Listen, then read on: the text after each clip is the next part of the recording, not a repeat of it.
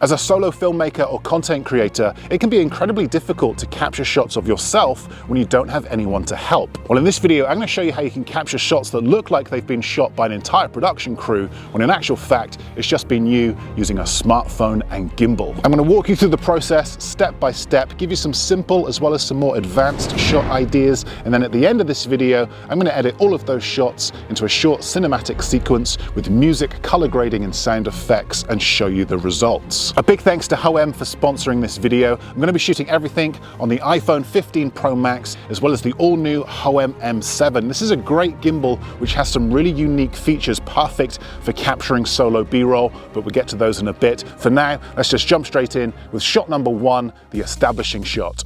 Okay, let's set the scene and introduce our location. We're going to keep things nice and simple for this shot. I'm just going to place my gimbal on the top of this rock. I'm going to shoot using my wide angle lens so that I can see as much of this location as possible. I'm going to hit record, walk past the camera and off into the distance. We're not moving the camera with this first shot. We're going to build to adding camera movement. For now, let's just let the audience appreciate this location. This is what the shot looks like straight out of camera, and here's what it looks like with some music, color grading and sound effects.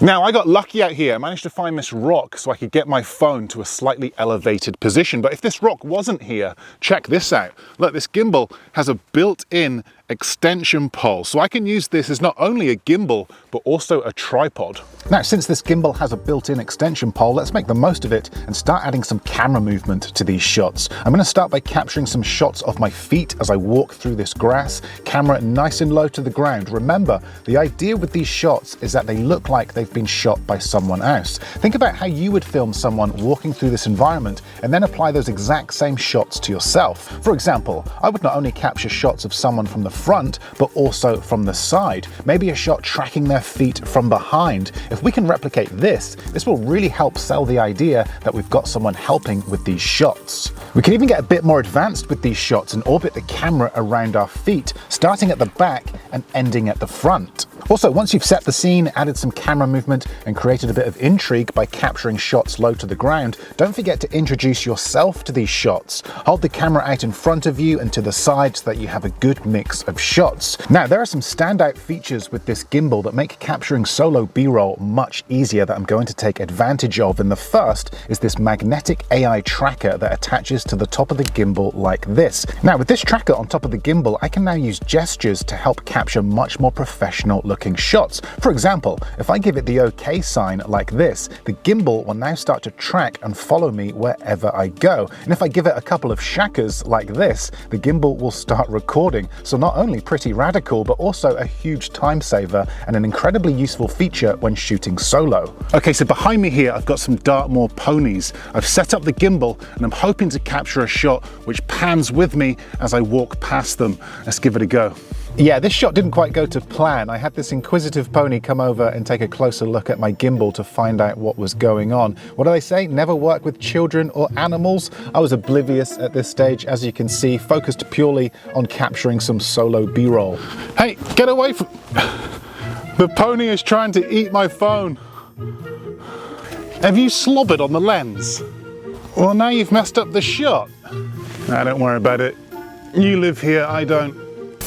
Okay, let's try that again, shall we? I'm going to set up the gimbal, enable the tracking and capture a shot panning as I walk through these ponies. Also, I'm not sure how much more wildlife I'm going to see on today's shoot, so I want to make the most of it by capturing a good mix of shots. So look, we've got a shot facing that way. Now let's move the camera around to the right and capture a shot from the other direction. Always be thinking about how you can cut one shot to the next.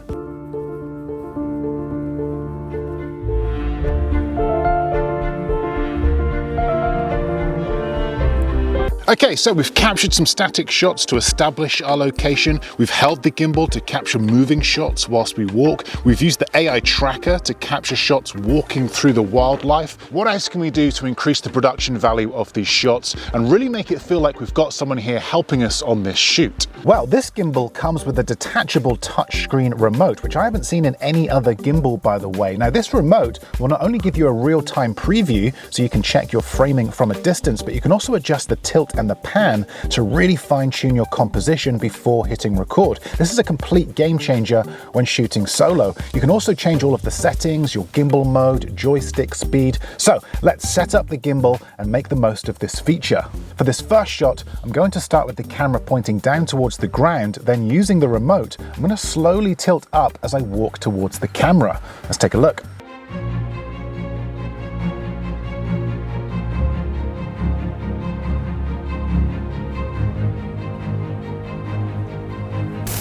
Okay, these shots look great. Let's capture another one, only this time with the camera pointing up and then tilt down as I walk up these rocks. What's great about these shots is that the gimbal isn't using AI tracking. AI tracking is pretty common these days, so any experienced filmmaker could probably spot when it's being used. However, because these shots start with you out of frame and then reveal you, they really help create the illusion that you have a camera operator helping you with these shots, making them look much more professional. Now, how can we level up these shots even further? Well, let's try a creative transition using this tree. I'm going to extend the extension pole and place the gimbal on the ground, and I'm then going to lock my focus and exposure over in the distance. I'm then going to position my phone so that when it pans, this tree fills the entire frame like this. You'll see why in a minute. I'm now going to position myself over here in the distance, line myself up using the remote and preview screen. I'm going to hit record and then walk from left to right through the frame, panning the gimbal as I go, and I'm going to keep walking and panning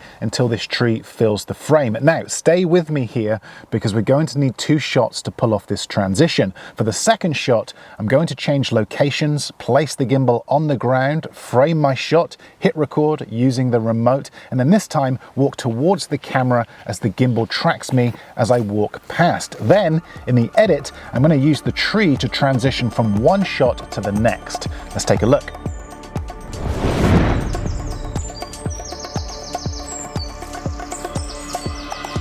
Okay, now another quick tip here is to use elements within your environment to hold your gimbal. A classic beginner mistake is to capture every shot with the gimbal on the ground, and this angle and perspective is going to get very boring very quickly. The key to any great sequence is a good mix of shots. This is how you're going to keep your audience engaged. For example, I'm going to use this tree to hold the gimbal for a much more elevated perspective. Now at the moment the camera is pointing down, but remember we've got AI tracking, so all I've got to do is give it the OK sign, and now the gimbal is tracking me. So I'm going to start behind this grass bank, walk towards the camera, and then turn to my left as the gimbal tracks me as I go. Also, I forgot to mention this earlier, because this tracker is built into the gimbal, it doesn't require an app to work. With other gimbals, you quite often have to use a specific app to enable the tracker, and those apps are only available for certain phones, like iPhone, for example. But because this tracker is built into the gimbal, it will work with any phone using any camera app.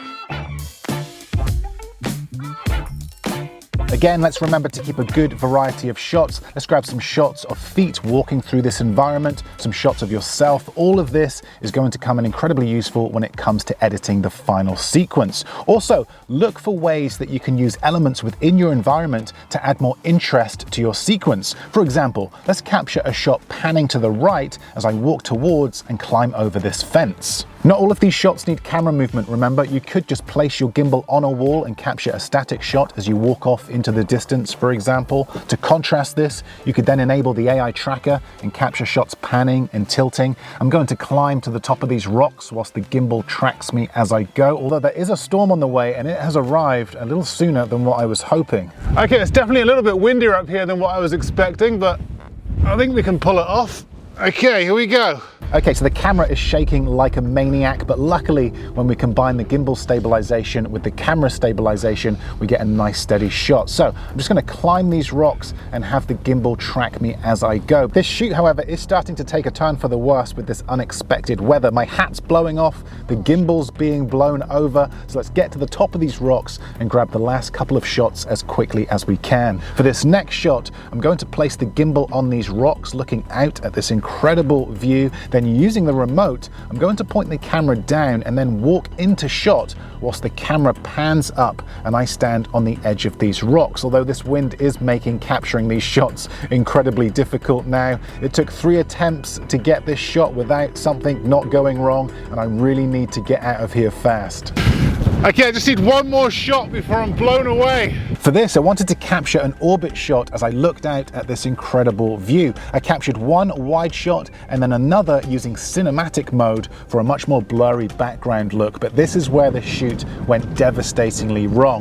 Yep, that is the sound of my 1,200-pound lens being blown over and smashing into the rocks, plus the sound of me saying some words that aren't really suitable without bleeping. Now, those of you that follow me on Instagram would have seen all of the behind the scenes to this. The sound of breaking glass, by the way, will haunt me forever, but let's not dwell on that now because I want to see what all of these shots look like edited into a short cinematic sequence with music, color grading, and sound effects. Let's take a look.